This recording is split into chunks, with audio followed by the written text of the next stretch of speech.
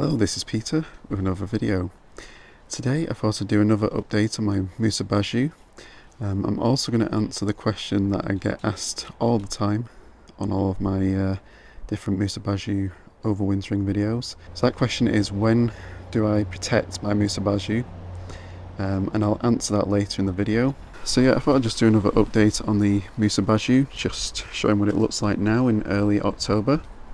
It's the 4th of October today. As you can see, a lot of the leaves have been shredded. We did have a lot of very strong winds the last couple of weeks. You can see some of the leaves here actually broken in the wind, so they're drooping down. Some of them have been ripped quite a lot and started to go brown. It's not because of the cold, that's actually just because they've been ripped so much.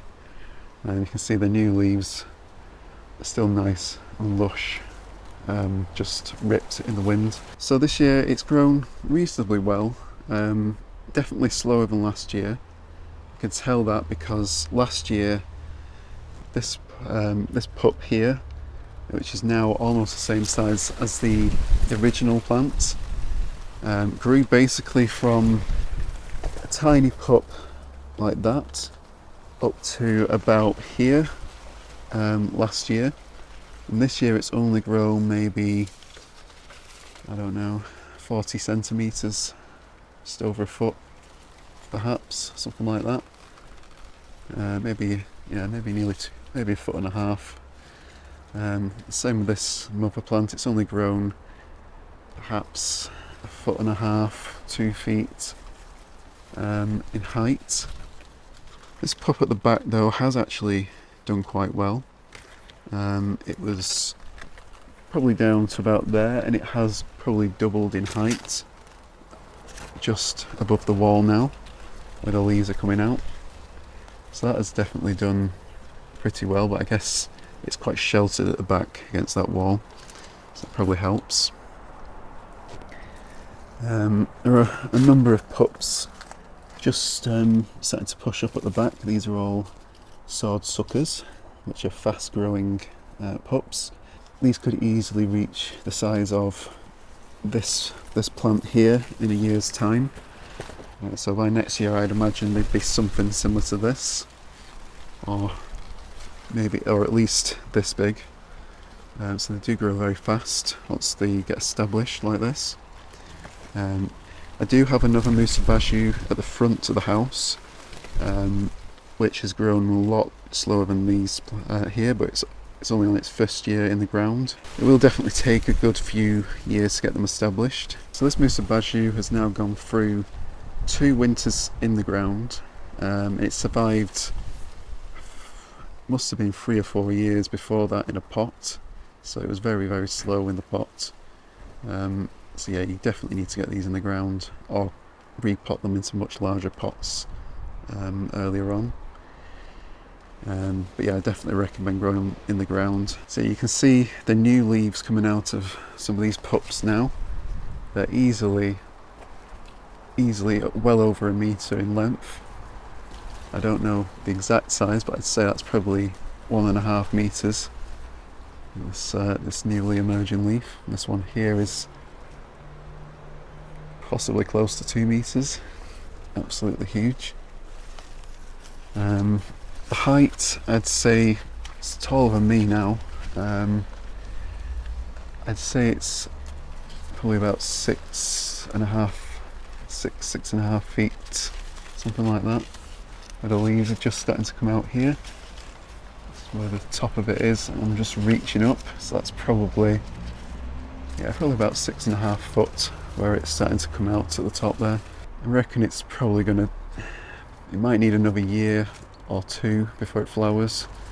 And a lot of people say they take about 4 or 5 years in the ground. This one at the side might not take quite as long, as it's grown a lot faster. But yeah, I'm hoping I can keep it alive for another year to give me a better chance of getting it to flower. So yeah, as I mentioned, this will be its 3rd winter in the ground. and that'll be protecting it. So yeah, I'll answer the question I always get asked on my Musa Basjoo videos, especially at this time of year. Now we're in autumn. When should you start to protect your Musa Basjoo? So for me, I wait as long as possible. I don't want to cut any leaves off this until I absolutely need to. Of course, I guess there might be certain exceptions to that. If I know I'm going to be going away or something like that, I might need to protect them before I go away if I'm not going to be able to do it in time, or something like that. So you might want to protect them earlier in that instance. But I wait until we get hard frosts. A light frost will be absolutely fine. You don't need to worry about that. These plants can survive easily -1, -2 without protection. The leaves won't survive a frost like that though. They will burn. We're not bothered about protecting the leaves, as they'll grow back next year. All we need to worry about is the pseudostem and the corms, which is the underground part of the plant, which is actually where the true meristem or the true stem tissue of the plant is. As long as that stays alive, the plant will come back. And if you want to keep the height, you need to try and protect the actual pseudostem itself. The bigger these plants are, the more cold they can take. At least that's what I've noticed. Some of the smaller pups might freeze down to the ground a bit more in a colder winter, but these larger ones have a better chance of surviving. Some parts of the country you might get away without even wrapping these, and as an experiment I'm not going to wrap the banana I've got at the front. It is a lot smaller, so it's not going to have as much protection as these. In an average winter these would probably survive without any protection. If we got a cold spell like we got last year, they could suffer major pseudostem dieback. So yeah, my answer to when to protect it is once you start to get hard frosts. So just to give you an idea, in my location in the northwest of England, we typically don't get frost till late November, early December. So according to the last frost map that I looked at for my location, it actually says it's usually around December, early to mid-December when our first frosts come. But yeah, in the last couple of years I've noticed it's been around late November, early December. So last year I protected these, I think it was early December, and then the year before it was about towards the end of November, when we got some harder frosts. I could have probably waited a bit longer, to be honest, but with it being the first year I did protect it a little bit earlier than I probably needed to. And I would also say there's no harm in doing it earlier if you want to be a little bit on the safe side, especially if it's a younger plant. But yeah, a plant like this, at this size, you wouldn't need to worry about protecting until you get temperatures close to -2, -3. So what I typically do is I'll keep a close eye on the forecasts, and if we get temperatures predicted to go below 0 degrees, I'll just keep a close eye on how long it's going to last. So if it's only going to be one night at -1, I probably won't bother protecting them. But if we're expecting a couple of nights of -1, -2, I might consider protecting them at that point. I will do some videos later in the season when it starts to get colder, just to show you when I'm going to be actually protecting it. And I'll do another video on how I'm going to protect these this year, as it's going to be a little bit more difficult due to the size of the plant now, or plants I should say. I think I'm going to have to wrap a couple of these stems together. I might wrap these two, probably need to be wrapped together because they're quite close together. This one here might have to be wrapped on its own, and it's a little bit further away. And that one at the back probably also needs to be wrapped on its own as well. I will link to my latest video of protecting these that I did last year, if you want to watch that before I make the next one, in case you're in a location where you get frosts earlier than we typically do here.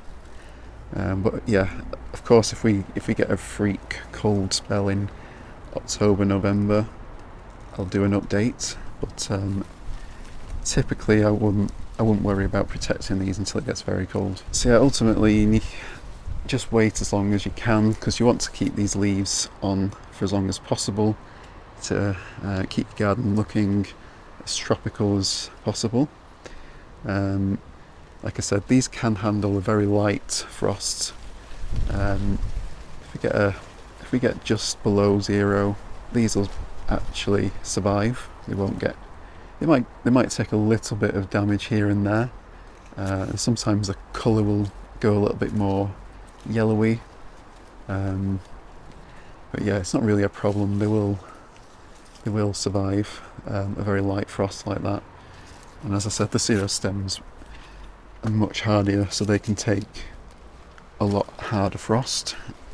So yeah, that's just another update here in early October on my Musa Basjoo.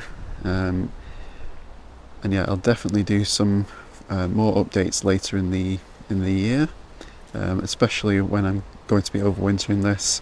So anyone that's in a similar location in the UK will be able to follow along and see when I'm protecting mine this year. So yeah, thank you all for watching. Don't forget to like and subscribe and hit the notification bell to be notified when I do future updates. And yeah, if anyone has any comments, anything I've not covered in this video, please leave a comment in the comment section below, and I'll do my best to answer all your questions and comments. So thank you all for watching, and I'll see you next time.